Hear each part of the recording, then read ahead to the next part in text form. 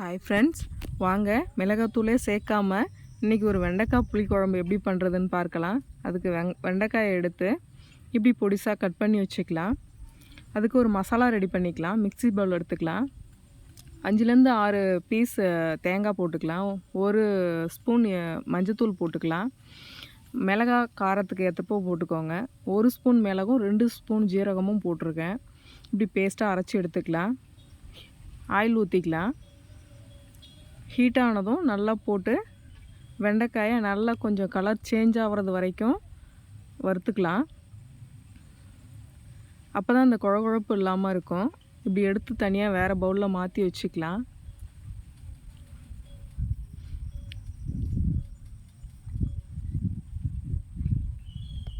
இப்படி மாற்றி வச்சுட்டு அப்போ தான் அந்த ஃபுல்லாக அந்த குழகுழப்பு எதுவும் இருக்காது. இந்த மாதிரி கொஞ்சம் அந்த ஓரங்கள்லலாம் அந்த கொஞ்சம் அந்த ப்ரௌன் கலர் போல் வரணும்.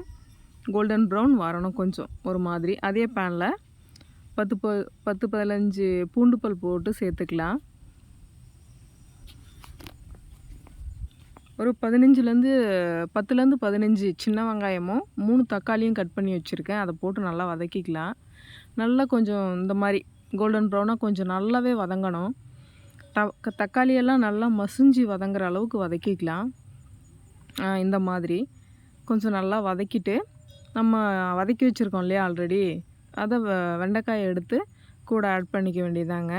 இப்படி ஆட் பண்ணிவிட்டு கிண்டிட்டு கொஞ்சம் நேரம் அதுவும் கூட சேர்ந்து வதங்கட்டும்.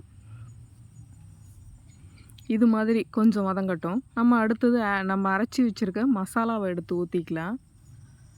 ஊற்றிட்டு அது கொஞ்சம் நேரம் ஒரு 2-3 மினிட்ஸ் கொஞ்சம் வதங்கணும். அதிலேருந்து மசாலாலேருந்து கொஞ்சம் அந்த கொதிப்புத்தன்மை, அந்த கொதிக்கிற மாதிரி அந்த பபுள்ஸ் மாதிரி வரணும். அது வரைக்கும் வெயிட் பண்ணுங்கள், அந்த பச்சை ஸ்மெல் போகிறதுக்காக.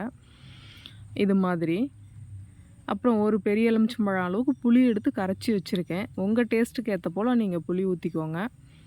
ஊற்றிட்டு தேவையான அளவு தண்ணியும் ஊற்றிக்கிட்டு குழம்புக்கு தேவையான உப்பு சேர்த்துட்டு மூடிடுங்க.